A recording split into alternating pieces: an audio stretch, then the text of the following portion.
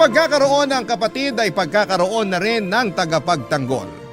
Kaya mahalaga ang mga kapatid lalo na kung sila ay mabait at mapagmahal. Ikaw kabarangay, mabuti ka bang kapatid?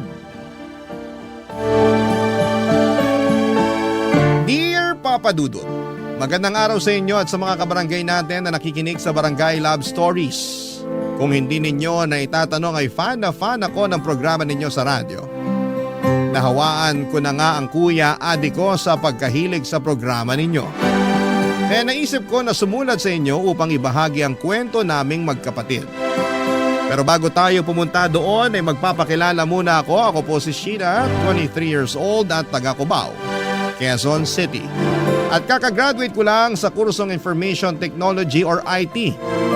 Nagtatrabaho ako ngayon sa isang private company sa Quezon Avenue. Mag-uumpisa ang lahat nito lang 2024. Around February yon last year. Kami na lang ng kuya ade ko ang magkasama sa buhay matapos naming maulila sa mga magulang. Bali nagrerenta kami ng apartment na may isang kwarto, CR at magkasamang sala at kusina. 10 taon pa lang pagitan ng mga edad namin. 33 years old na noon ang kuya. Umungosamis kami pero nakipagsapalaran dito sa Maynila ang kuya ko. Namasukan siya sa call center at hindi nagtagal ay kinuha niya ako sa pangangalaga ng tiyahin namin sa probinsya na kapatid ni nanay para pag-aralin.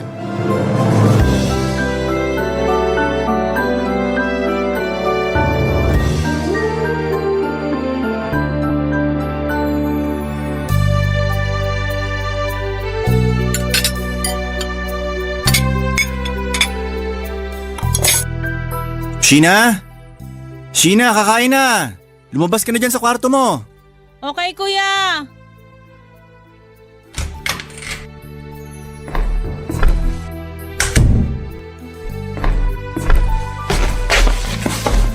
Wow! Sinigang na salmon belly! Oo, alam kong paborito mo yan.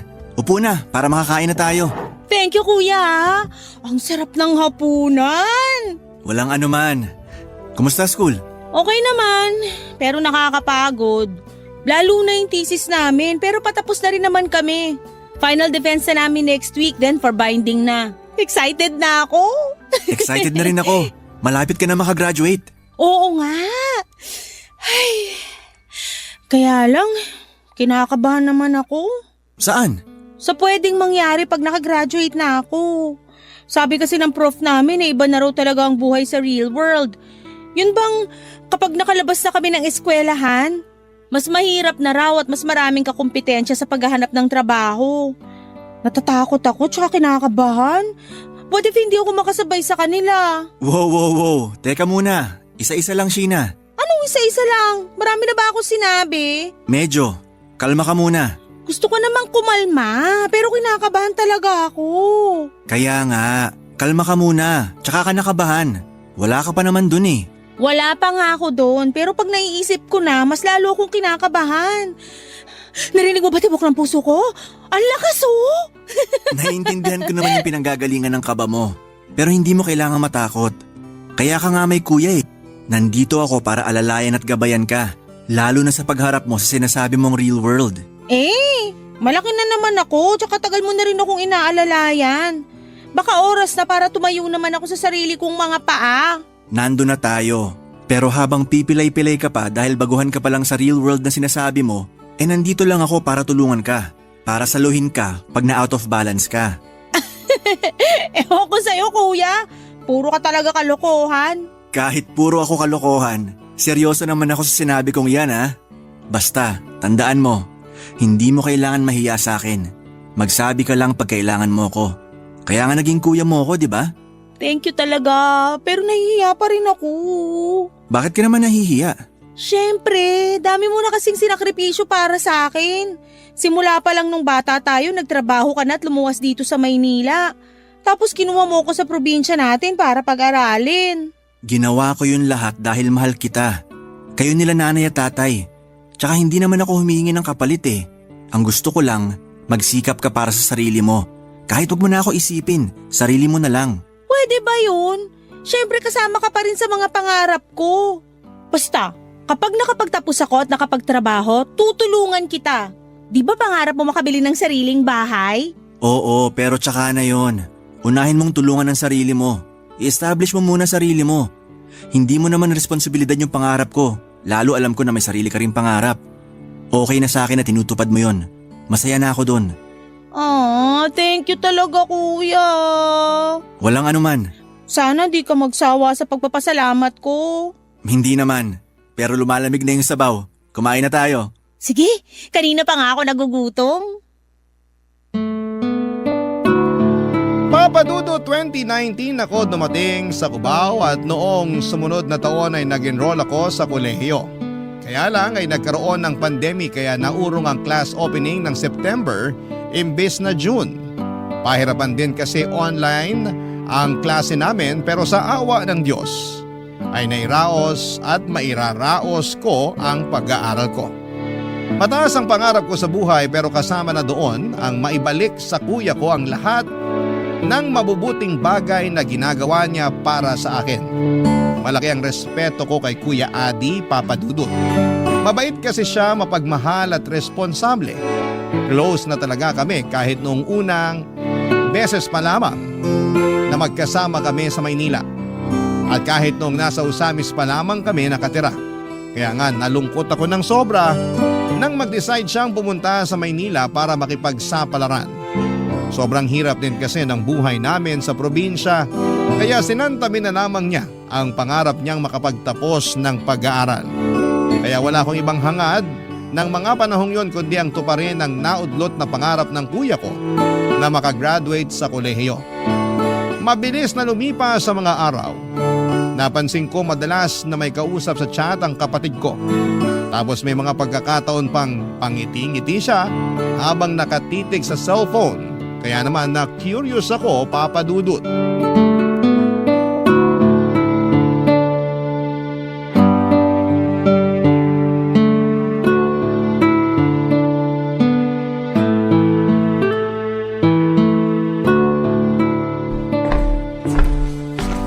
Hi kuya!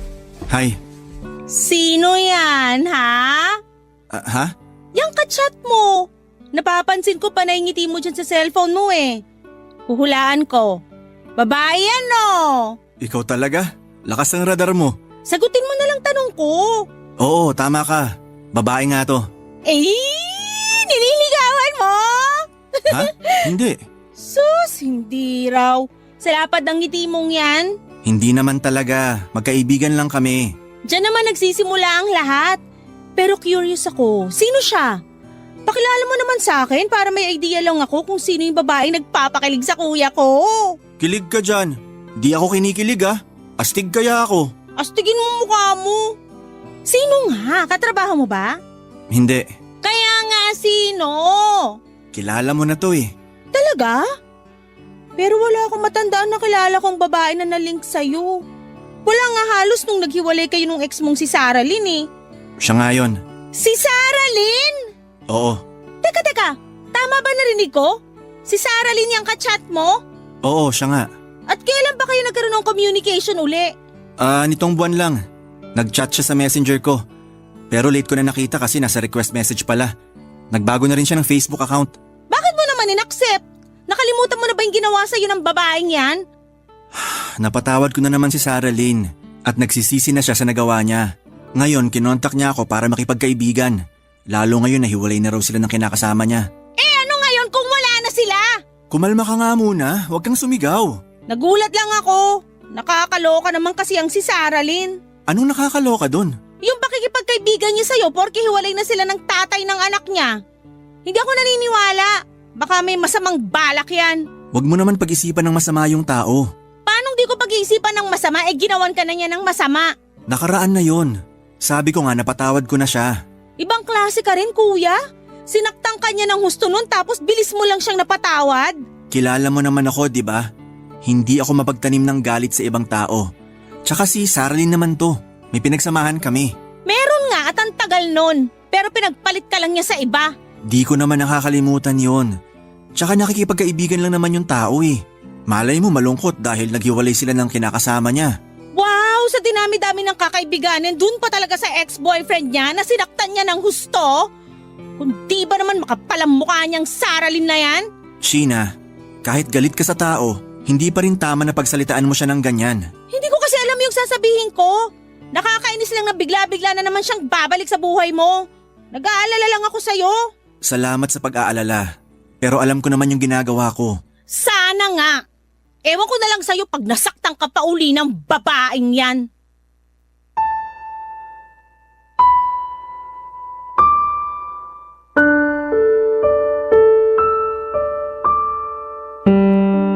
Papa Dudut, hindi niyo ako masisisi kung umasim ang mukha ko nang banggitin niyang nag-uusap na naman sila ng ex-girlfriend niyang si Saralyn. Hindi kasi magandang breakup nila, Papa Dudut. 5 years na sila noon nang kuya ko nang mabuntis si Saralyn ng ibang lalaki. Kasal na nga lang ang kulang sa kanilang dalawa na kuha niya pang magpagalaw sa iba at lokohin ang kapatid ko. Taong 2022 sila naghiwalay at nasaksihan ko talaga kung paano nalugmok ng husto si Kuya Adi. Isa pa sa kinaiinis ko kay Saralyn ay 1 taon na pala niyang niloko ang kuya ko. Ibig sabihin may iba na siyang kalandian habang sila pa ng kapatid ko. Katrabaho niya ang tatay ng anak niya sa private company na pinapasukan niya noon. Ang galing din niyang magtago. Tapos nung nagkabukingan na ay sa kanya hiniwalayan si Kuya Adi para makisama sa tatay ng anak niya. May paiyak-iyak pa talaga ang gaga para magmukhang kaawa-awa. Kaya inis na inis talaga ako sa kanya at hiniling ko na sana'y hindi na ulit mag-cruise ang landas nila ng kapatid ko. Kaya lang ay masyadong mapaglaro ang tadhana at ang kapalaran, Papa Dudut. Barangay Love Stories. Barangay Love Stories. Papa Dudut, kung protective sa akin ang kuya ko ay natural na protective rin ako sa kanya bilang kapatid niya. Kahit naman sinong kapatid ay hindi naghahangad na masaktan ng ibang tao, yung mga kapatid nila hindi ba? Kaya nga pinakita at pinaramdam ko talaga kay Kuya Adi ang hindi ko pagsang-ayon sa pag-uusap nilang muli ng ex-girlfriend niya. Araw-araw kong pinapaalala sa kanya ang darkest days niya noong iwanan siya sa ere ni Saralyn. Sabihin niyo ng kontrabida ako sa love story nila pero wala na silang love story na dapat pang ipagpatuloy at balikan. Pero wala naman akong magagawa kung gusto rin ng kapatid ko ang atensyon na nakukuha niya sa babaeng yon. Kahit na ayaw kong makipagkaibigan ulit si Kuya Adi kay Saralyn, lagi ko pa rin nahuhuling kachat niya at kausap sa cellphone ng ex-girlfriend niya. Minsang sinabi ni Kuya na intindihin ko na lamang daw siya. At yun naman ang ginawa ko, Papa Dudut. Pero deep inside, nananalangin ako na sana'y hindi mag-workout ang kung anumang namamagitan sa kanila ng mga panahong yon, Papa Dudut.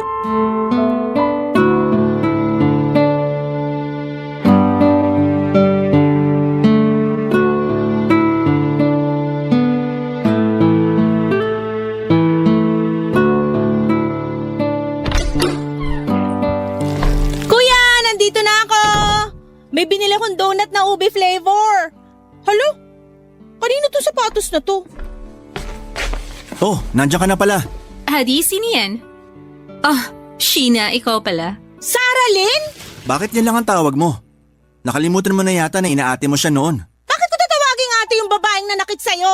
Sheena! Ayos lang naman na hindi niya ako tawaging ate, Adi. Naiintindihan ko si Sheena. Kahit na, hindi pa rin tama yun. Anong ginagawa mo rito sa amin? Ha? May inasikaso lang ako na malapit dito. Kaya naisipan kong dalawin si Adi rito sa apartment nyo. Yun lang ba talaga pakay mo? O may iba ka pang dahilan? Ano bang sinasabi mo? Alam mo kung anong sinasabi ko? Sheena, parang di ko na nagugustuhan pakikipag-usap mo kay Saralyn. Bakit kuya? Wala naman ako sinabing masama sa kanya. Nagtanong lang ako. Oo nga, pero bakit ganyan ka makapagtanong sa kanya? Ano ba dapat ang tamang pagtatanong ko sa babaeng nanloko at nang iwan at nanakit sa'yo? Di ba nag-usap na tayo tungkol dito? Akala ko nagkakaintindihan na tayo. Nag-usap tayo tayo, pero saan tayo banda nagkaintindihan na papupuntahin mo yung babaeng yan dito sa apartment natin? Hindi ko siya pinapunta rito. Dinalaw ko lang ang kuya mo. Nagdala pa nga ako ng mga pagkain na paborito niyong dalawa. Hindi mo kami makukuha sa pagkain. Sa'yo na lang yan. Sheena naman. Pwede bang kausapin mo ako na maayos? Maayos naman na pakikipag-usap ko sa'yo Ano bang gusto mo? Yakapin kita, ngitian, tapos sabihin ko sa'yo na na-miss kita? Hindi naman sa ganun. Mabuti pa, pumasok ka na lang muna sa kwarto mo, Sheena. Bakit ko naman gagawin yon? Dahil binabastos mo na si Sarah Lynn. Baka nakakalimutan mong bisita ko siya at wala kang karapatan na bastusin siya. Bakit sa akin ka nagagalit? Alam nga naman kay Sarah Lynn, wala naman sinasabing masama sa'yo yung tao. Ikaw yung kanina pa sabi na kung ano-ano dyan. Alam ko na hindi mo inaasahan yung pagpunta niya rito. Pero hindi pa rin tama na tratuhin mo siya ng ganyan. Ayos lang naman ako. Siguro nagulat lang talaga si Sheena. At saka, na-realize ko na hindi ko pala siya pwedeng sisihin na ganyan siya makipag-usap sa akin. Nasaktan kita noon at walang kapatawaran yung nagawa ko sa'yo. Pero napatawad na kita. Matagal na. Salamat, Adi. Ako, hindi ko pa napapatawad yung babaeng yan. Sheena! Pasok na ako sa kwarto ko, kuya.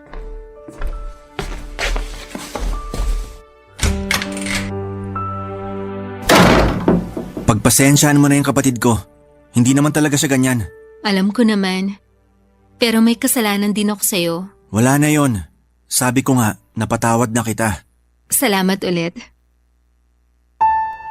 Papadudot, gulat na gulat ako nang makita ko si Sarah Lynn sa pamamahay namin ng hapong yon. Hindi ko talaga inaasahan na muling magkukrus ang landas namin ng babaeng kinaiinisan ko. Takang-taka pa ako kung ano ang ginagawa niya sa bahay, tapos mas nadagdagan pa ang inis ko nang pinagtanggol siya ni kuya sa akin. Hindi ko talaga matanggap na mas kinampihan siya ng kapatid ko. Ewan, pero noong nakita ko ang pagbumuka ng babaeng nanakit sa kuya ko ay nagbalik ang lahat ng pinagdaanan namin para lang makausad siya noon. Marami akong tanong kay Sarah Lynn na hindi ko na naitanong ng araw na yon.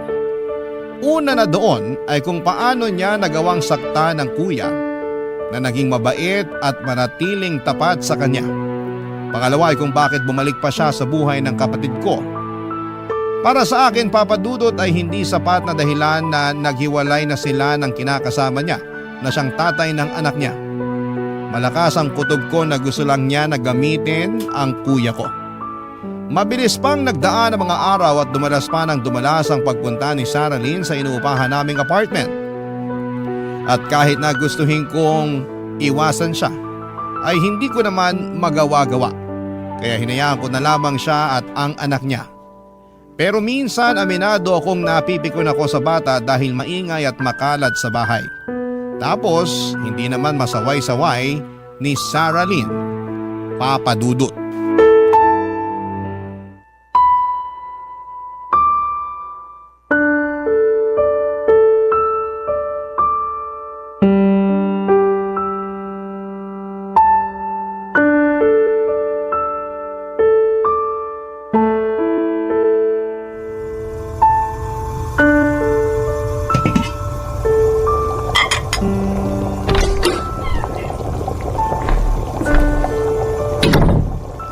Nandito na ako!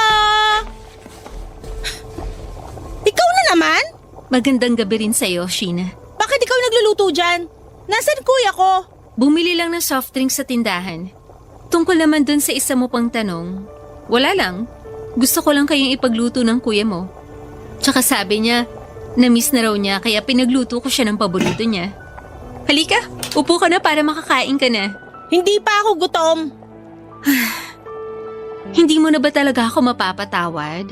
Ano yon? Ang sabi ko, kung hindi mo na ba ako mapapatawad? Kung tutuusin, hindi naman ikaw ang nasaktan ko. Yung kuya mo. Pero bakit parang abot langit yung galit mo sa akin?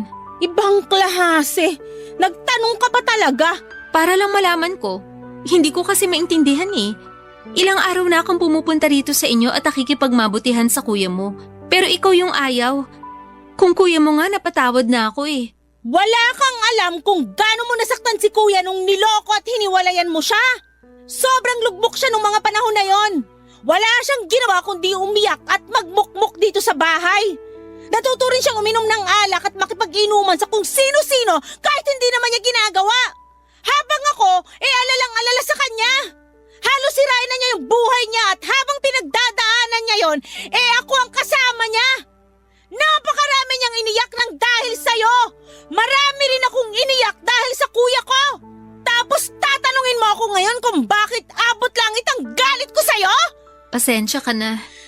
Hindi ko alam na ganyan palang pinagdaanan niyo ni Adi. Oo! Kaya nga nagagalit ako sa'yo ngayon dahil nakuha mo pa talagang bumalik sa buhay namin! Sana hindi ka nalang uli nagpakita sa kuya ko! Ayoko na naman sana magpakita kay Adi. Pero na-realize ko na mahal ko pa rin siya. Paanong mahal? Pinagpalit mo siya sa iba, tiniwan mo nga siya! Basta, isang araw, nagising na lang ako na nagsisisi na sa mga nagawa ko sa kanya. Tapos nagkataon na nagkahiwalay na kami ng tatay ng anak ko kaya Kaya ginulo mo na uli buhay ng kuya ko! hindi naman ganun yun. Nagbago na ako. Nagbago mukha mo! May kasabihan nga na once a cheater, always a cheater! Kaya di ako naniniwala sa sinasabi mo!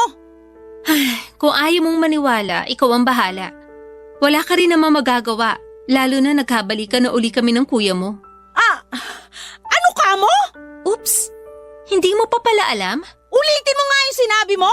Sabi ko, kami na uli ni Adi. Kaya wala ka na magagawa.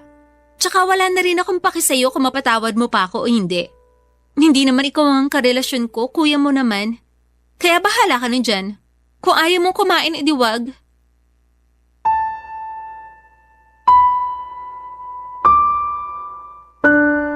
Papa Dudut, hindi ako makapaniwala na nilihim sa akin ng kuya ko na nagkabalikan na sila ni Sarah Lynn.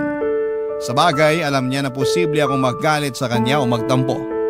Ayaw ko kasi talaga sa babaeng yon para sa kanya pero alam ko rin naman na sino ba ako para hadlangan ang pag-iibigan nila. Kahit na pinilit kong hindi magtampo sa kuya ko pagdating niya sa apartment, nang gabing yon ay hindi ko pa rin nagawa. Hindi ko siya kinausap habang nandun si Sarah Lynn. Pero sa huli ay nagkabati pa rin kami, Papa Dudut. Nung makaalis na kasi si Sarah Lynn sa apartment ay kinausap ako ng kapatid ko upang ipaliwanag sa akin ang lahat-lahat. Sinabi niya ulit kung gaano niya kamahal ang ex-girlfriend niya at kahit na anong gawin niya ay hindi naman daw talaga nawawala yung pagmamahal na yon, Papa Dudut. Bukod doon ay napatawad na raw niya si Sarah Lynn at noong nagkita ulit sila ay gusto niyang magsimula ng panibagong buhay kasama ito at ang anak nito sa ibang lalaki. Dahil sa pag-uusap naming yon ni Kuya Adi ay lumambot naman ang loob ko sa kanya. Sa abot ng makakaya ko ay inunawa ko ang bawat katagang lumabas sa kanyang bibig. Barangay Love Stories. Barangay Love Stories. Papa Dudut, dahil nagkabalikan na sina Kuya Adi at Sarah Lynn, ay madalas nang nakatambay sa apartment namin ang babaeng yon. Wala naman akong magawa dahil kagustuhan din yon ng kapatid ko. Sakto, naka-work from home setup si Kuya at si Sarah Lynn ang nakatoka sa pagluluto ng pagkain namin. Kaso'y nauumay na talaga ako pag nakikita ko silang sobrang sweet na akala mo ay hindi nagkahiwalay dahil may isang nagloko. Hindi niyo ako masisisi kung bakit hindi pa rin ako lubusang masaya para sa relasyon nila ng kuya ko. Kung si Kuya Adi ay nakapagpatawad na pues ako ay hindi pa.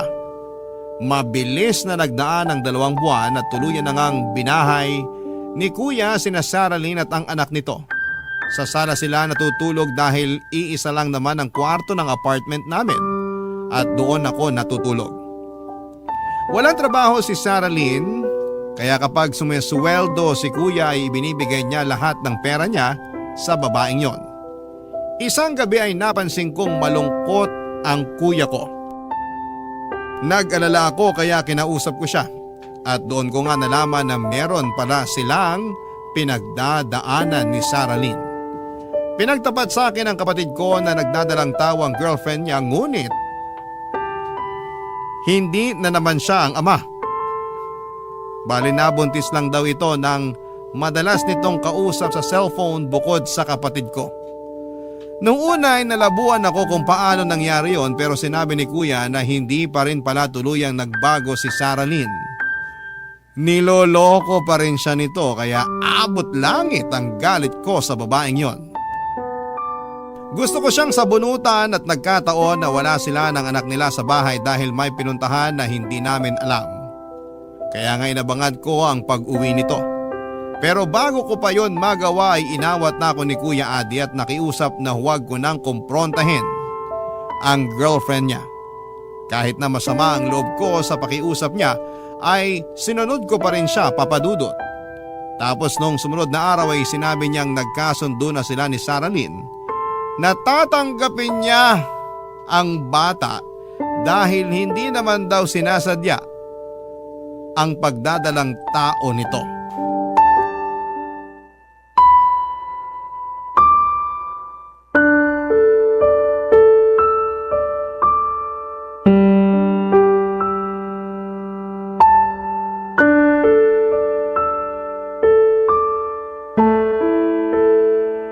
Saralyn naman! Ano bang problema mo, Adi? Kanina ka pa. Para kang bata nagmamaktol.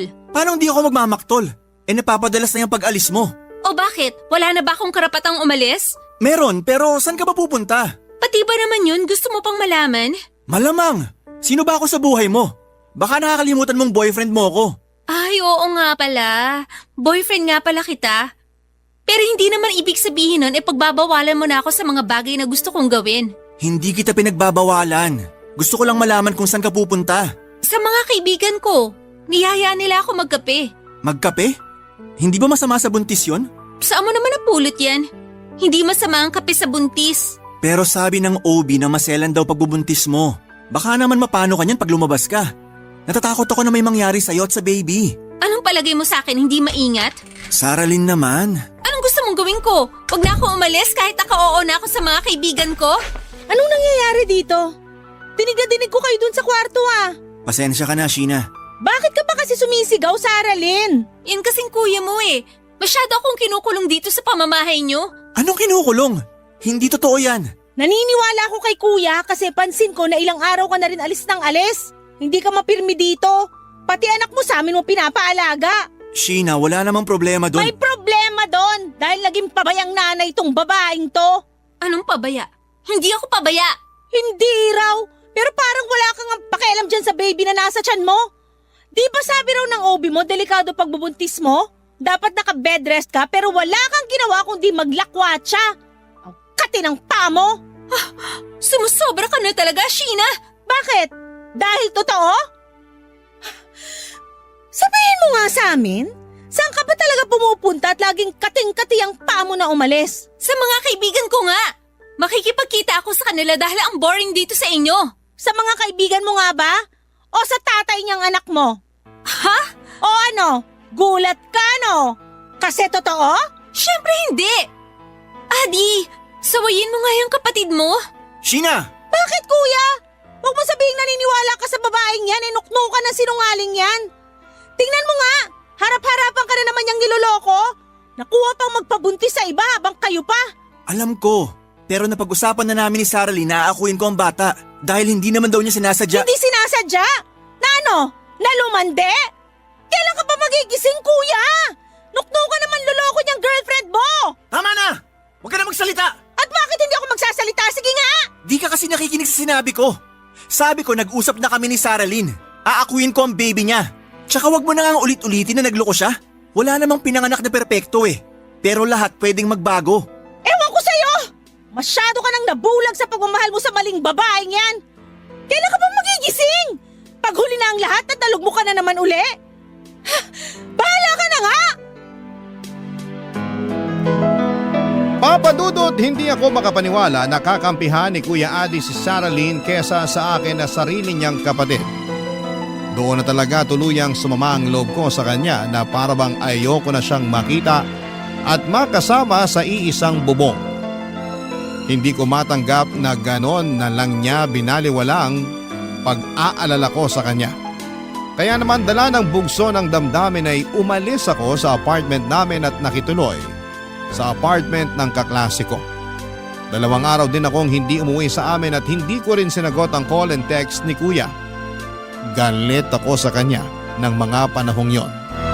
Sa isip ko ay kaya kong mabuhay nang wala siya. Nagplano akong mag-working student hanggang makapagtapos ako. Pero hindi naman yon natuloy dahil kinausap ako ng kaklase ko na huwag ko na raw tiisin ng matagalang kuya ko. Huwag ko raw gawin yung ginawa niya sa kuya niya noong nagrebelde siya. Sa sobrang pag-aalala raw kasi nito, nang umalis siya sa kanila noon ay hinanap siya nito kung saan saan. Kaya lang ay nadisgrasya ito matapos mabundol ng SUV. Bukod doon ay ramdam daw niya na kailangan ako ni Kuya Adi kaya tinalaban ako sa pag-uusap namin yon. Kaya naman kinaumagahan ay sinagot ko na ang tawag ng kapatid ko at unang bumungad sa akin ang hikbi niya. Dahilan para magmadali akong umuwi sa amin, Papa Dudut.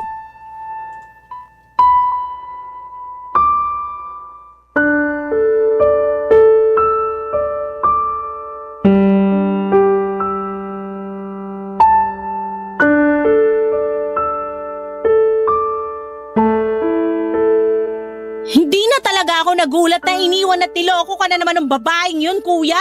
Sobrang kati niya. Kaya di na ako nabigla sa ginawa niya. Hindi rin ako makapaniwala. Buong akala ko ayos kami. Pero iniwan niya pa rin ako para sumama dun sa nakabuntis sa kanya. Tama ka nga, na yung lalaking yun ang kinikita niya sa tuwing umaalis siya. Akala ko nagbago na siya. Hindi talaga ako naniniwala na nagbago na siya. Baka masyado lang akong uto-uto, kaya nagpadala ako sa mga sinabi niya. Medyo. Kaya nga nakakainis ka rin eh. Patawarin mo ako, Sheena. Masyado talaga akong nabulag sa pagmamahal ko kay Saralyn. Ewan ko ba naman sa'yo? Napakakapal talaga ng pagmumukha nung Saralyn na yon. Kung tutusin, napakaswerte na nga niya sa'yo, kuya eh. Pinatawad mo siya. Pinatira dito sa atin. Tapos tinanggap mo pa yung anak niya. Sa huli, pipiliin niya pa rin yung nakabuntis sa kanya, di iwanan ka? Grabe! Ibang klaseng babae! Ginawa ko naman lahat. Pero siguro di lang ako sapat para sa kanya. Ginawa mo talaga yung lahat. Pero sabihin mo, masyado lang mapaghanap yung babaeng yon. Sorry ha, pero napakalandi niya. Nalulungkot lang ako. Akala ko magkakaroon na kami ng sarili naming pamilya. Nalulungkot din naman ako para sa'yo. Pero sana sa susunod, hindi na lang sa kanya. Marami pa namang iba dyan na di hamak na mas matino sa Saralyn na yon. Kaya lang syempre, kailangan mo munang kilalanin at kilatisin. Ewan ko. Pagkatapos ng nangyaring to sa akin, parang natatakot na ulit ako makipagrelasyon. Hindi naman lahat katulad ng ex mo eh. At kaya nga ex na siya kasi may dahilan. Saka sabi ko nga, may mga matitinong babae naman dyan. Pero kung hindi ka pa handa pumasok uli sa relasyon, ikaw bahala. Ikaw naman makakapag-decide kung kailan ka magiging handa na talaga. Tama ka. Salamat, Sheena. Oh, salamat naman saan? Kasi umuwi ka. Pinuntahan mo ako rito. Akala ko pati ikaw mawawala na rin sa akin. Sorry din pala dahil masyado ako naging mapusok. Hindi ko na inisip yung pag-aalala mo sa akin kasi nga minahal ko ng husto si Saralyn. Kaya nung iniwan niya ako, pakiramdam ko, mag-isa na lang ako sa buhay. Ay, kuya naman. Hindi ka magiging mag-isa sa buhay. Kasama mo ko. Oo, nakakatampo lang yung nangyaring pagtatalo natin. Pero pinarealize sa akin ng kaklase ko na hindi ko dapat tinitiis ng matagal yung mga taong mahal ko. 2 araw lang akong hindi umuwi dito sa apartment natin pero miss na kita. Miss na rin kita. Buti naman ligtas ka dun sa tinuluyan mo. Nag-alala ko ng husto sa'yo. Hindi ko kasi alam kung saan ka hahanapin. Di mo ba sinasagot yung mga tawag at text ko? Sorry, hindi ko sinasadya na mag-alala ka. Pero hindi rin naman ako gagawa ng bagay na ikakapahamak ko. Sabi ko nga, marami pa akong pangarap. At isa doon ay makapagtapos ng pag-aaral dahil alam kong yun yung pangarap mo para sa akin. Pangarap din yun nila nanay at tatay. Alam ko na kung saan man sila naroroon, proud na proud sila sa'yo. Proud na proud din sila sa'yo dahil kinaya mo kong itaguyod, pag-aralin at pagtapusin. Salamat. Wala yun, kuya. Basta tandaan mo, nandito lang ako para sa'yo. Naniniwala naman ako na magiging okay ka rin, kuya. Naniniwala rin naman ako. Papa Dudut, kahit na muling nasaktan ni Saralyn ang Kuya Adi ko ay pinatunayan ng kapatid ko na pwede pa rin siyang makabangon at magpatuloy sa buhay. Siyempre kasama ulit ako ng kuya ko sa pag-move on niya sa ex-girlfriend niya na wala na kami ng balita matapos sumama nga sa nakabuntis sa kanya. Sana lang talaga hindi na ulit sila magkita ni kuya at kung sakaling mang mag-cruise muli ang landas nila ay tuluyan ng mawala na ang nararamdamang pagmamahal ng kapatid ko para sa kanya. Sa kasalukuyan ay graduate na ako at nagtatrabaho na, Papa Dudut. Masaya naman ako sa ginagawa ko at kapag may mga bagay akong hindi alam na i-handle, lalo na kung tungkol sa trabaho at pakikisalamuha sa mga kasamahan ko, ay kay Kuya Adi ako humihingi ng plano.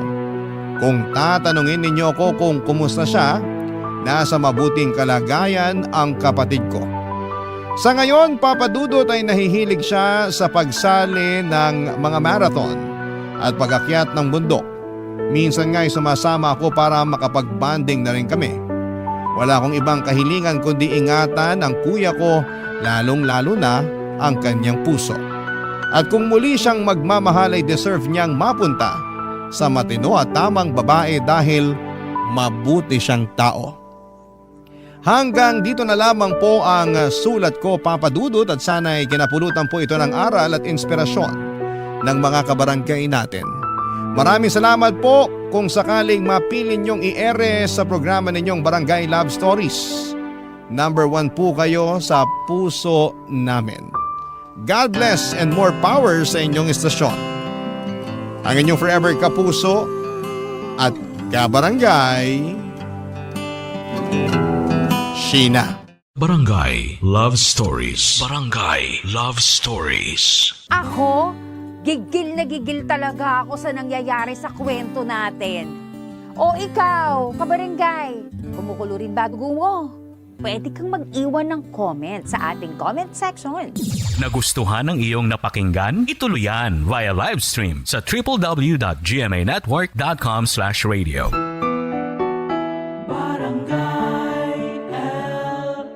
In Mega Manila, 97.1. Forever! Barangay Love Stories.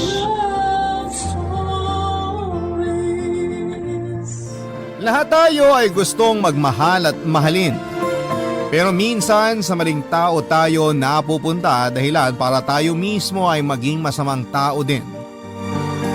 Ikaw, kabarangay, paano mo babaguhin ang maling pananaw mo sa pakikipagrelasyon?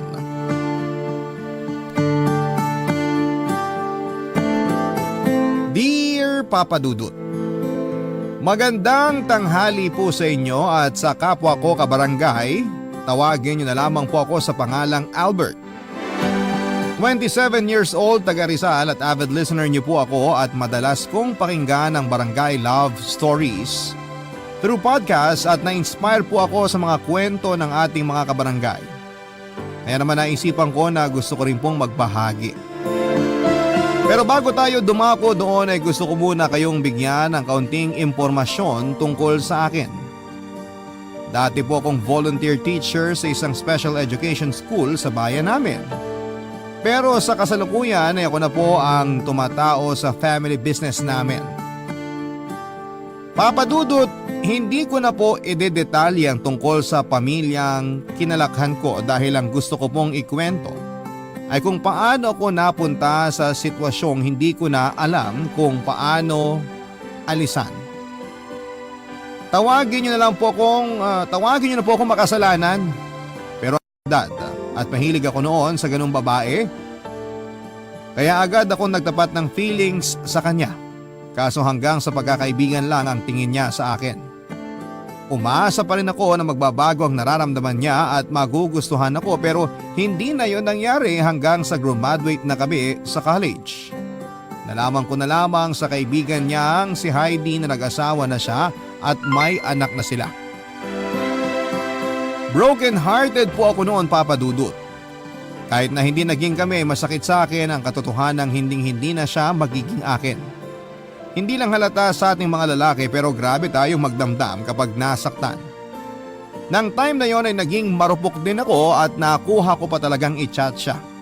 Ang sabi ko ay masaya ako para sa kanya pero durog na durog talaga ang puso ko. Umiyak ako noon habang unti-unting tinatanggap na hindi kami para sa isa't isa. Pero hindi lang naman po si Mia ang babaeng kinabaliwang ko noong araw. May mga nagustuhan din po akong ibang babae at isa na doon si Dina, Papa Dudut. Maganda po siya at naagaw niya agad ang atensyon ko. Kaya nga nang magkaroon ako ng pagkakataon na lapitan siya para kausapin ay hindi na po ako nagpatumpik-tumpik pa. At sinamantala ko na ang pagkakataon, Papa Dudut.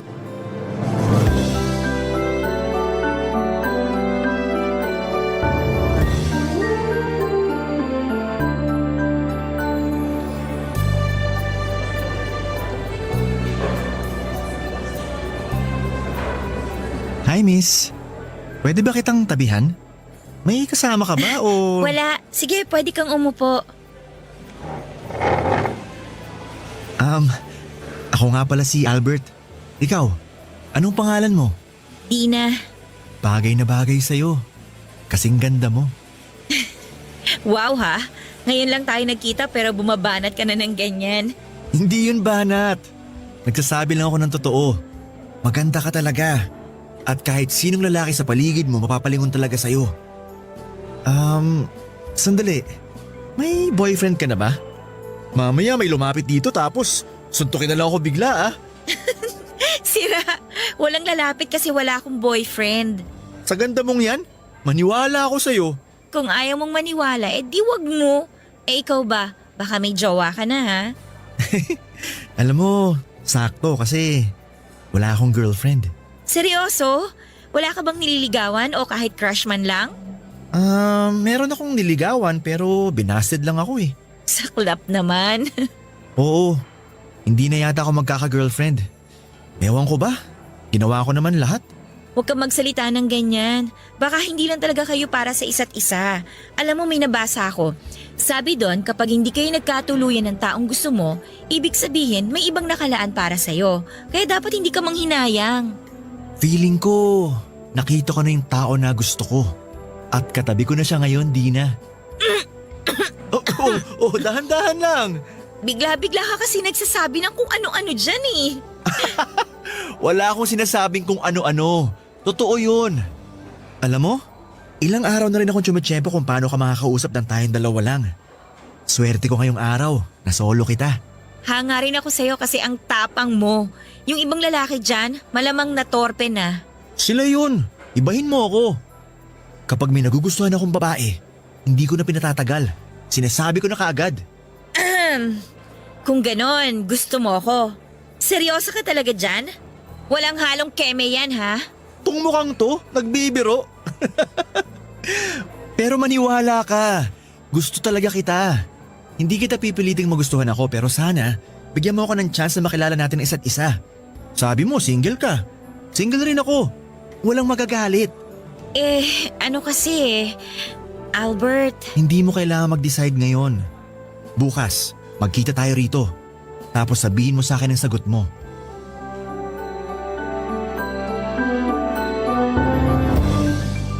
Kinabukasan ay nagkita po ulit kami ni Dina at napapayag ko siya na ligawan.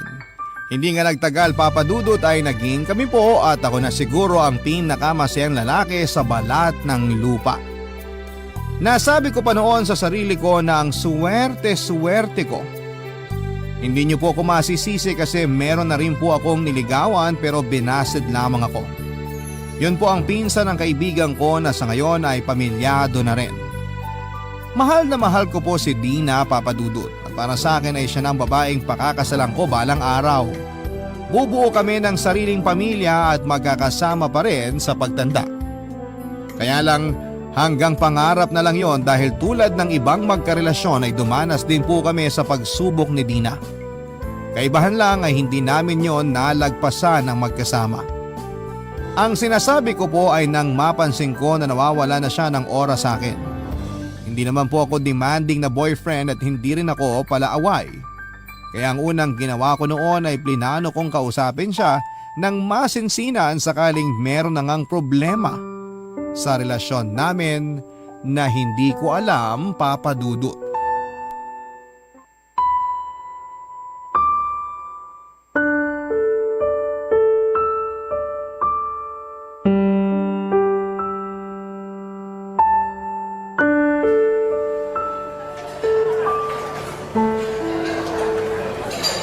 Dina, ba't kanino pa ako hindi kinakausap? Galit ka ba sa akin? Anong hindi ako magagalit sa'yo? Ang kulit-kulit mo. Ngayon na nga lang tayo nagkita tapos inaaway mo pa ako. Pwede ba? Huwag kang magpaawa dyan hindi bagay sa'yo. Ay, ano ba kasing problema natin? Bakit iritang-irita ka na niyaya kita makipag-date ngayon? Mukhang napilitan ka lang yata na sumama eh. Hindi ba obvious? Sinabi ko naman kasi sa'yo na busy ako. Tsaka may ibang lakad ako, Albert. Pag ikaw may pupuntahan, pinapakailaman ba kita? Ano ba kasi yung lakad na yun? Bakit mas gusto mo pang puntahan yun kesa sa date natin? Ngayon na lang tayo lumabas, Dina. Huwag ka nga OA. Lagi tayo nagkikita sa school. Iba yun. Ang arte-arte naman. Para kang bata kung umasta. Ay, ang gusto ko lang naman magkaroon ng oras tong relasyon natin. Napapansin ko kasi na wala ka ng panahon sa akin eh. Lagi kang busy. Ano ba kasi pinagkakaabalahan mo? School-related matters yon, Albert. Hindi mo ako kailangan tingnan ng ganyan na para bang may kasalanan ako sa'yo. Teka nga sandali. Ako ang dapat na galit sa atin, di ba? Huwag mo ibalik sa akin ang sisi. Di kita sinisisi, Dina. Feeling ko kasi hindi na ako mahalaga sa'yo. Feeling ko hindi mo na ako mahal kaya... Kulang sa nutrisyon ng utak mo kaya kung ano-ano na ang iniisip mo, Albert. Masisisi mo ba ako? Ganun yung pinaparamdam mo sa akin? Tsaka, sandali nga. Sino ba yung chat ng chat sa'yo? Akin na nga yung phone mo. Patingin ako. Ano ba? Huwag kang ang praning. Wala lang to, no? Anong wala? Kung makapag-chat sa'yo sunod-sunod. Hindi niya ba alam na kasama mo ako at nagde-date tayo? Kung hindi, ako nagsasabi sa kanya. Akin na yung phone mo. Ewan ko sa'yo, Albert. Kapag hindi ka umayos, iiwanan talaga kita dito. Pinagtitinginan na tayo ng mga tao, oh. Di ka ba nahihiya? Sorry. Hindi ko naman sinasadya. Frustrated lang ako. Kaya di ako makapag-isip ng tama. Wala ka naman kasing dapat isipin dahil magkasama na tayo. Okay, I'm sorry kung nagalit ako sa'yo. Pero pwede bang kalimutan na lang natin na nangyari? Mag-focus na lang tayo sa date natin ngayon, okay? Sorry din kasi makulit ako, Dina. Ayos na yun. Gets ko naman kung bakit ka nagkakaganyan eh. May mga bagay talaga na hindi natin kontrolado. Tulad nitong pagiging busy natin, kaya hindi na rin tayo nakakalabas masyado. Kaya nga sinasamantala ko ng pagkakataon na pareho tayong available, Dina. Alam ko yon. Thank you sa effort mo sa relasyon natin, ha? Siyempre, mahal kita. At gagawin ko ang lahat para sa'yo, Dina.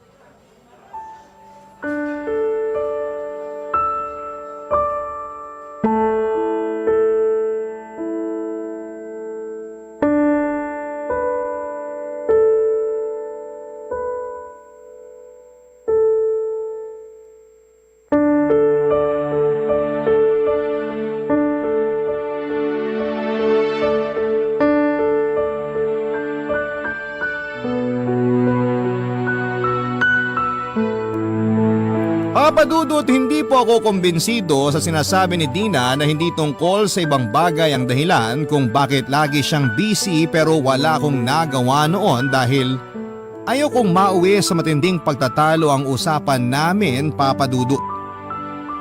Kaya kahit mabigat sa dibdib ay nanahimik na lamang ako. Pero sabi nga nila walang sikretong hindi nabubunyag. Ganun po ang nangyari matapos kong matuklasan ng tunay na dahilan kung bakit walang panahon sa akin si Dina. Dahil may ibang lalaki siyang pinagkakaabalahan. At ang masahol pa ay boyfriend din niya ito. Pinagkaiba lang namin ay nauna yon at ako ang pangalawa.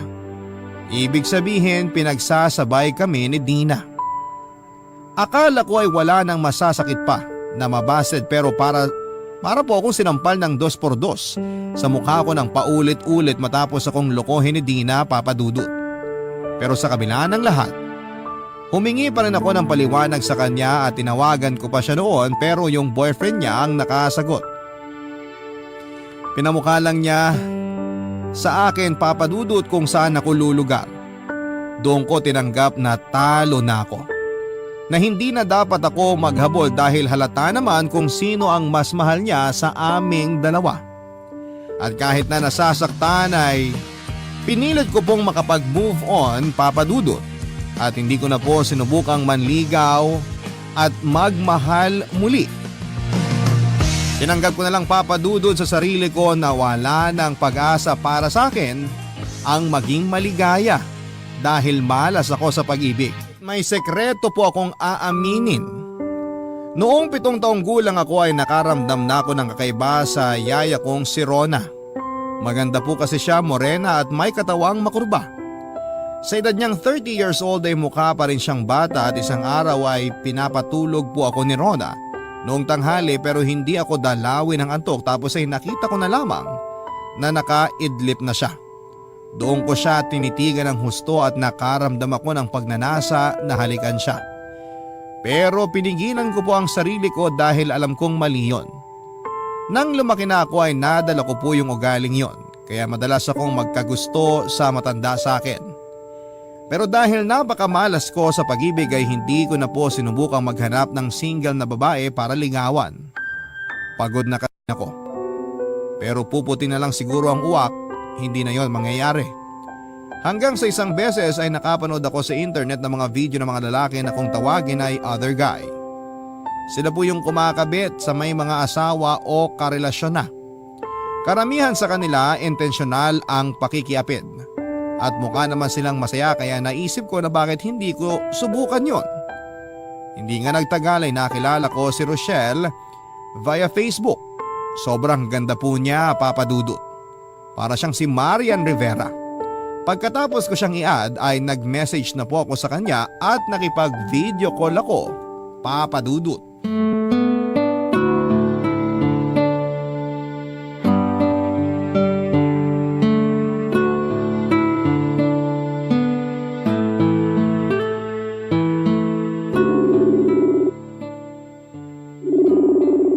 Online naman siya pero bakit kaya di niya sinasagot?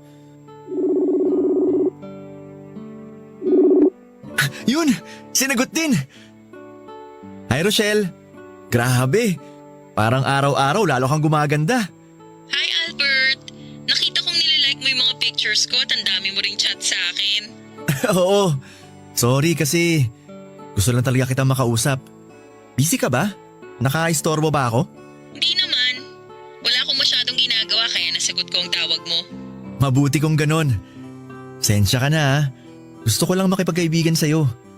Huwag kang mag-alala. Hindi ako manggagancho. Tingnan mo, nakikipag-video call nga ako sa'yo para malaman mo na hindi rin ako poser o scammer. Gandang-ganda talaga ako sa'yo eh. Kaya gusto kitang makilala. Kung ayos lang naman, syempre. Ano kasi, Albert? May asawa at anak na ako. Alam ko yun kasi nakikita ko rin ang mga picture nyo. Pero chinat mo pa rin ako at kinukulit? Oo. Nabighani mo kasi ako, Rochelle. Sana bigyan mo ako ng chance na makilala ka. Wala namang kaso kahit pamilyado ka na eh. Hindi naman nila malalaman. Kaso Albert… Nararamdaman ko gusto mo rin ako. Kasi kung hindi, sana binilak mo na ako. Wala naman akong dahilan para hindi ka magustuhan. Mukha ka namang mabait. Tapos magaling ka ring magpatawa. Kapag binabasa ko ang mga banat at jokes mo, napapangiti ako at natatawa. Nawawala yung stress at pagod ko. Pero ang lalo kong hinangaan sa'yo, yung pagiging matyaga mo. Kasi kahit madalas hindi ko agad nasisina mga chat mo at nasasagot ang tawag mo, hindi ka pa rin sumusuko. At kahit alam mong may asawa na ako, gusto mo pa rin ako. Ganito talaga ako kapag prosigidong mapansin ng isang tao. Pero wala ka bang girlfriend dyan para pagkaabalahan mo pa ako? Paano kung sabihin kong wala? Maniniwala ka ba? Talaga lang ah. Baka mamaya meron na tapos gusto mo lang mag-cheat sa kanya. Uy, loyalista ako no? Kung meron man, hindi ko yung gagawin. Kaso wala nga. Okay, sige. Naniniwala na ako. Kaso nag-aalangan pa rin ako sa gusto mong mangyari eh. Kahit na magkalayo tayo, may asawa pa rin ako, Albert. Paano kung mahuli niya tayo? Hindi yun mangyayari dahil mag-iingat tayo, Rochelle. Sige na, pumayag ka nang makipag-LDR sa akin. Hindi naman ako demanding na boyfriend. Maiintindihan ko kung mas marami man ang oras na igugugol mo sa mag-ama mo. Ewan ko. Hindi pa rin ako sigurado. Saka anong assurance ko na mapagkakatiwalaan kita? Sa panahon ngayon, madami ng manluloko at gago. Kaya nga kikilalanin muna natin ang isa't isa. Pangako, magbabago rin ang tingin mo sa akin dahil hindi ako susuko na patunayan sa'yo kung gaano kita kagusto. Siyempre, alam ko po na meron na siyang asawa at mga anak. Kaya nga hindi na ako nagulat matapos niyang ipamukha sa akin na taken and not available na siya. Pero wala po akong pakialam, Papa Dudut. Ang goal ko noon ay makikabit sa may asawa o may karelasyon tulad ng mga napapanood ko. Kaya imbes na ma-discourage ay na-challenge pa ako na magpapansin kay Rochelle. Kaya pagkatapos naming mag-video call ay inisto ko muli ang mga pictures niya at lalo ko lang siyang pinagpantasyahan, Papa Dudut. Sa sobrang ganda niya at sexy ay mapagkakamala na wala pa siyang anak. Hindi nga nagtagal ay lagi na kaming nagkaka-chat. Doon ko na sinamantala ang pagkakataon na dumamoves sa kanya at sinabi ko rin na gabi-gabi ko siyang iniisip. Mabuti na lang at hindi siya natakot sa akin at in-entertain pa rin niya ako dahil mas malambing pa ako kesa sa asawa niya. Lalo ko lang din siyang kinulit na makipag-LDR sa akin, Papa Dudut. Nung una ay hesitant pa talaga siya pero inassure ko na dahil malayo naman kami sa isa't isa, taga Mindanao kasi siya ay walang magiging komplikasyon ng relasyon namin. Hindi nga nagtagal ay naging kami rin ni Rochelle, Papa Dudut. At sa bawat araw na lumilipas, lalo lang po akong naging masaya sa relasyon namin kahit na magkalayo kami. Pero may pagkakataon na minsan ay nagiinit po ang katawang ko, Papa Dudut. Yun po yung unang beses na niyaya ko si Rochelle na gawin yung bagay na eksklusibo lamang para sa mga mag-asawa.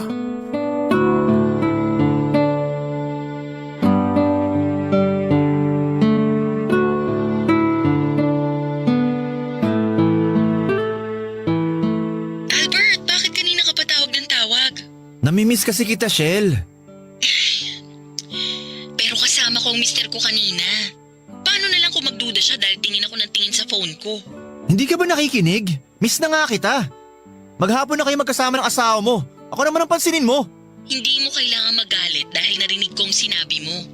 Saka bakit parang ang demanding mo yata ngayon? Akala ko ba ayos lang sa'yo at naiintindihan mo ang sitwasyon natin? Ipapaalala ko lang sa'yo yung sinabi mo noon, Albert, ha? Baka kasi nakakalimutan mo. Sabi mo, okay sa'yo tong setup natin. O bakit ka gumaganyan ngayon? Ay, pasensya ka na, Shell. Hindi ko lang napigilan ang sarili ko. Siguro, nagsiselos lang ako sa mister mo kasi nakakasama ka niya. Alam ko naman ang sitwasyon natin. Pero minsan naiisip ko, sana ako na lang nasa posisyon niya. Ano ba yung sinasabi mo? Bakit bigla ka nalang nagkaganyan? May nangyari ba dyan sa inyo? Wala naman. Malungkot lang ako ngayon tapos naalala kita. Kung nandyan lang ako, mamasahihin kita para nare-relax ka. Kung di mo na itatanong, magaling yatang trumabaho tong mga kamay ko. Talaga? Nako, sana talaga nandito ka, Shell. Pero, pwede mo naman akong pasayahin kahit na nandiyan ka. Ano?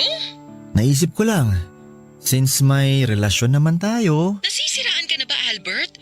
Ayoko! Bakit? Di ba napag-usapan naman natin yun? Sabi mo willing kang subukan, mapaligaya mo lang ako. Shell, please. Atin-atin lang naman to, wala makakaalam. Kasama ko ang asawa ko dito sa bahay. Ano na lang ang sasabihin nun pag nalaman niyang… basta! Eh di pumunta ka sa CR. O di kaya, hinaan mo lang boses mo. Sige na, pumayag ka na.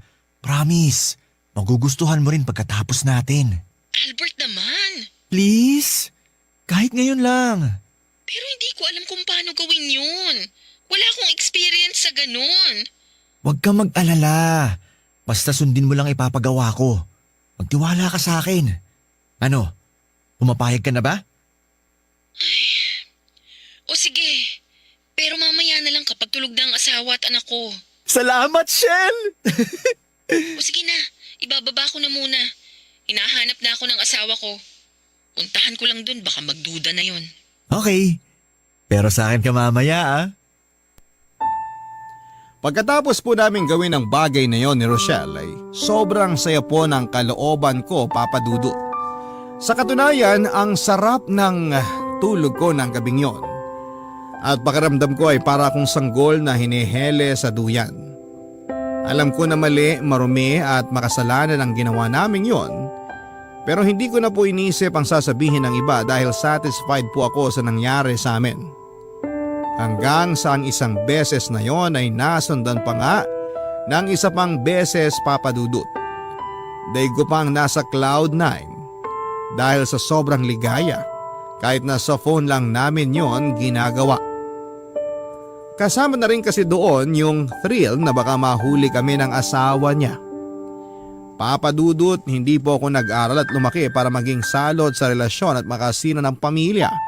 Pero habang tumatanda po ako ay nagbabago po ang tingin ko sa mundo.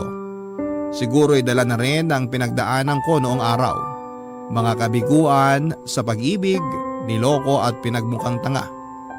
Madalas ay tuksuhin na malapit nang lumagpas sa kalendaryo ang edad pero wala pa rin girlfriend. Kaya ako naging mapusok. Matino pa naman ako mag-isip pero madali po akong madala sa damdamin kaya ang resulta ay paulit-ulit ko pong nakikita ang sarili ko na nasa pakikiapid. Para sa akin ay wala naman itong pinagkaiba sa normal na magkarelasyon. Pero hindi lang talaga tanggap sa lipunan natin na pwede tayong magmahal ng higit pa sa isa, Papa Dudut. Kabarangay, i-share mo ang iyong barangay love stories. Sabay-sabay nating pakinggan ang iyong kwento ng pag-ibig, buhay at pag-asa. Ipadala lang sa barangaylovestories@yahoo.com.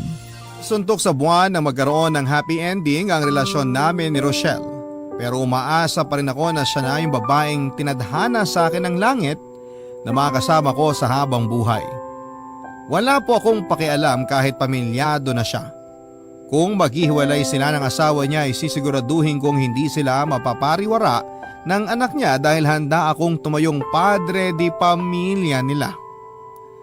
Nakakatawa man pakinggan at marami sa ating mga kabarangay ang magsasabi na nahihibang na ba ako pero wala po akong kakayahang pigilan ang damdamin ko dahil nagmahal lang naman po ako, Papa Dudut. Nagpatuloy ang relasyon namin ni Rochelle pero hindi nagtagal ay nangyari ang kinakatakutan ko. Napansin ko na lamang po kasi na may kakaiba sa pakikitungo niya sa akin. Alam ko naman na may kaagaw ako sa oras niya dahil pamilyado na siyang tao. Pero iba yung kutob ko ng panahon na yon. Nawawala na po ng oras sa akin si Rochelle at hindi na kami regular na nagkaka-chat o nagvi-video call. Miss na miss ko na siya at bago pa ako masiraan ng ulo. Sa kakaisip kung ano ang mali sa amin ay nakipag-video call po ako sa kanya at nag-usap kami. Doon ko po nalaman ang saloobin ni Rochelle tungkol sa relasyon namin, Papa Dudut. Dahilan para masaktan po ako ng sobra-sobra.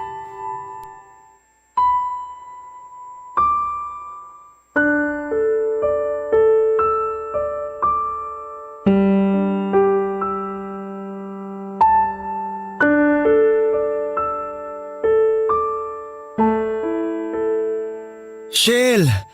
Bakit ilang araw mo nang hindi sinasagot ang call ko? Sinisin mo lang din ang mga chat ko. Albert, magkasama kami ng asawa ko. Naliligo lang siya ngayon. Wala akong pakialam. Lagi na lang kayong magkasama. Paano naman ako, Rochelle? Teka, bakit bihis na bihis ka yata? Saan ang punta mo? Aalis kami ng asawa at anak ko. Kakain kami sa labas. Magse-celebrate dahil anniversary din namin. Please lang, Albert, huwag kang manggulo. At ako pa talaga ang panggulo sa pamilya mo? Wow! Shell, baka nakakalimutan mo. May responsibilidad ka sa akin dahil boyfriend mo ako. Ano bang sinasabi mo? Baka ikaw ang nakakalimot sa ating dalawa kung ano lang at hanggang saan lang ang meron tayo. Saka huwag ka nga umasa na parang pagmamayari mo ko, Albert. Simulat sa pool, alam mo dapat na hindi tayo magiging seryoso dahil may pamilya na ako. Konting panahon lang naman ang hiling ko sa'yo. Konting atensyon. Mahirap bang ibigay yun? Hindi ko naman nakakalimutan kung saan ang lugar ko sa buhay mo, Shell. Pero sana isipin mo rin na mararamdaman ko. Ewan ko sa'yo, Albert. Kalalaki mong tao pero ang drama-drama mo. Naaalibadbaran ako. Saka wag ka nga magpaawa dyan na akala mo aping-api ka. Hindi mo kasi naiintindihan ang pinanggagalingan ko kaya mo nasasabi yan. Sawang-sawa na akong intindihin ka kasi masahol ka pa sa 5 years old. Hindi ka naman bata. Nasa tamang edad ka na. Hindi ka ba napapagod sa setup nating to, Albert? Kasi kung ako ang tatanungin mo, pagod na ako. Anong sinasabi mo? Ayoko na. Tigilan na natin to, please lang. Ang laki-laki na ng kasalanan ko sa mag-ama ko simula nang pumayag akong maging tayo. Natukso ko, oo. Pero gusto ko ng magbagong buhay. Gusto ko ng itamang pagkakamali ko, Albert. Nakikipaghiwalay ka sa akin, ganun ba? Oo. Huwag mo na akong kukontakin dahil ayokong malaman ng asawa ko na may iba akong kinakausap na lalaki. Ayokong maghinala siya at ayokong masira ang pamilya namin. Hindi naman sila naghihinala kaya bakit kailangan tapusin ang meron tayo? Mahal kita, Rochelle! I'm sorry pero buo na ang desisyon ko. Kung mahal mo talaga ako, igagalang mo ang gusto kong mangyari. Sorry talaga, Albert. Huwag mo naman gawin sa akin to. Nagmamakaawa ako. Magtitiis ako. Hindi na ako magagalit kapag hindi mo ako kagad kinakausap. Huwag mo na ako iwanan. Parang awa mo na. Sorry talaga pero tapusin na natin ang lahat. Sige na, kailangan ko na mag-ayos ng sarili dahil baka maghinala pa ang asawa ko. Bye! Shell? Shell! Please! Huwag mo naman gawin sa akin to. Minahal kita ng gusto. Umasa ako! May posibilidad naman talaga na maghiwalay kami at piliin niya ang pamilya niya kesa sa akin. Pero hindi ko naihanda ang sarili ko na magiging ganon lang kadali kay Rochelle na itapon ang lahat ng meron kami. At hindi ko rin kasi akalain na mahuhulog ako sa kanya ng husto. Bagay na pinagsisihan ko, Papa Dudut. Hindi po yun ang unang beses na nasaktan ako pero yung pakiramdam ay para bang bago sa akin. Kumbaga sa isdang bagong huli ay sariwa at nanunuot yung kirot ng patalim na nakatarak sa puso ko dahil sa pakikipagkalasakin ni Rochelle. Hindi ko siya sinisisi kung mas piliin niya ang pamilya niya. Sinulang ba ako sa buhay niya, hindi ba? Kaya nga kahit masakit, kahit mahirap lunukin ay nagparaya ako, Papa Dudut. Iginalang ko ang desisyon niya at pinilit ko ang sarili kong mag-move on at siguro ay napagod na lang akong maging desperado. Kaya naman pinakawalan ko na lang siya at inayaang maging masaya kahit na ako ay nagdudusa. Awang-awa po ako sa sarili ko, Papa Dudut, pero wala naman akong magawa para pigilan yung sakit. Naitatanong ko noon sa Diyos na parusa ko ba na habang buhay maging miserable sa pag-ibig dahil makasalanan akong tao. Kung oo, walang saysay din na magbago ako dahil paulit-ulit lang akong kakarmahin. Kaya nga imbis na tumigil ay pinagpatuloy ko po ang pag-move on kay Rochelle sa pamamagitan ng paghahanap ng bagong karelasyon na may iba ring karelasyon. Bukod sa akin, may isang tao pa po akong pinagkatiwalaan at nakaalam ng sikreto ko. Yon ay si Josie na kaibigan ko, Papa Dudut. Nagpapasalamat ako sa Diyos dahil kahit paano ay may tao siyang ibinigay sa akin para makausap ko at mapagkatiwalaan ang mga ginagawa ko. Ikinuwento ko sa kanyang nangyari sa amin ni Rochelle at kung gaano ako nasaktan ng husto. Alam din niya na imbes na matuto, pinagpatuloy ko pa ang pagiging third party sa iba. Pinayuhan pa ako ni Josie na tigilan ko na ang ginagawa ko dahil masasaktan at mapapahamak lamang ako sa bandang dulo, Papa Dudut.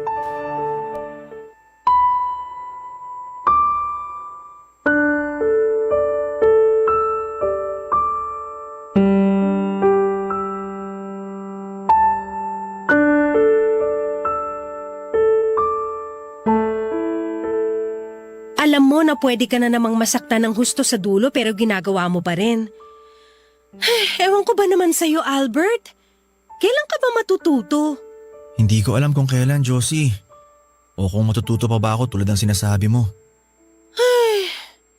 Kung malalaman lang ng ibang tao tong pinaggagawa mo, sigurado madidisappoint sila sa'yo.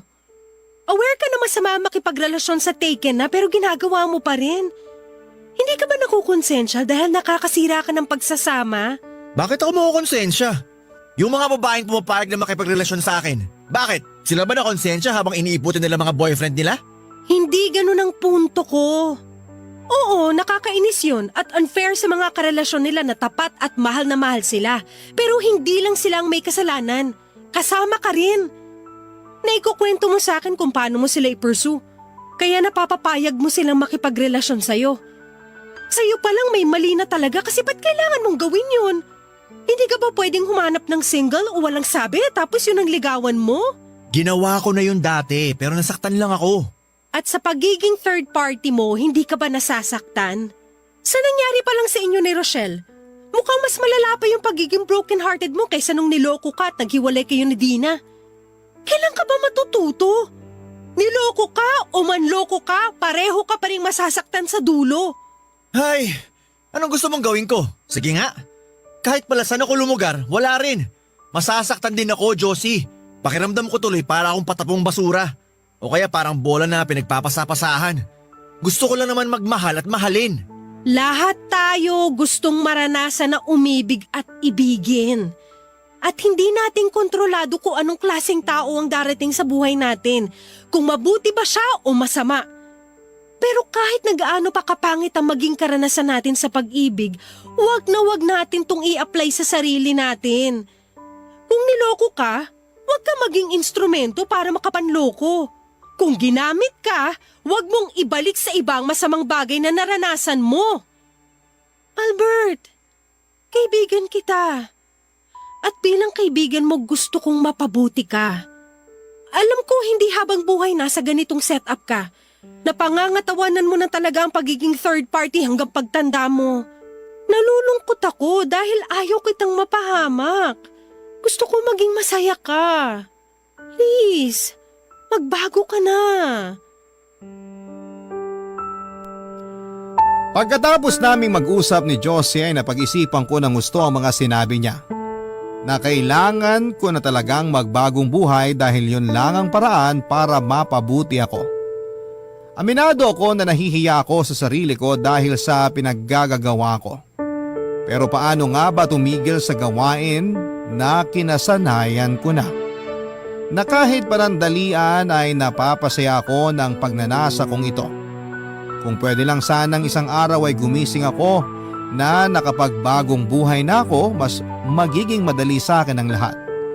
Pero dahil walang ganon sa tunay na buhay, imbis na sundin ang sinabi ni Josie na magbago na ako ay ipinagpatuloy ko pa rin ng pakikiapid ko, Papa Dudut. Sa kasalukuyan ay nasa third party setup pa rin po ako, Papa Dudut. Sinusubukan ko na wag masyadong ma-fall para hindi ako masaktan ng husto.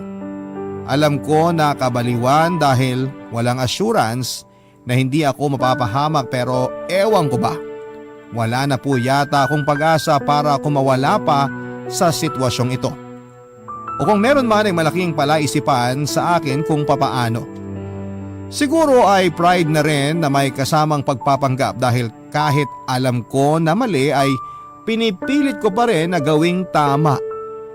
Sana po ay mapayuhan po ninyo ako sa aking pinagdaraanan para magbago ang pananaw ko sa pakikipagrelasyon. Maraming salamat po, Papa Dudut, sakaling mapili po ninyong itampok ang kwento ko sa Barangay Love Stories.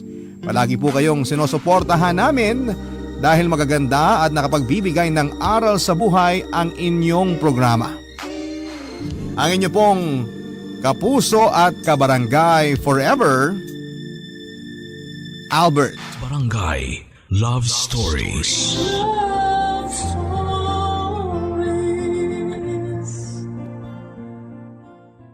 Barangay LS 97.1. 97.1.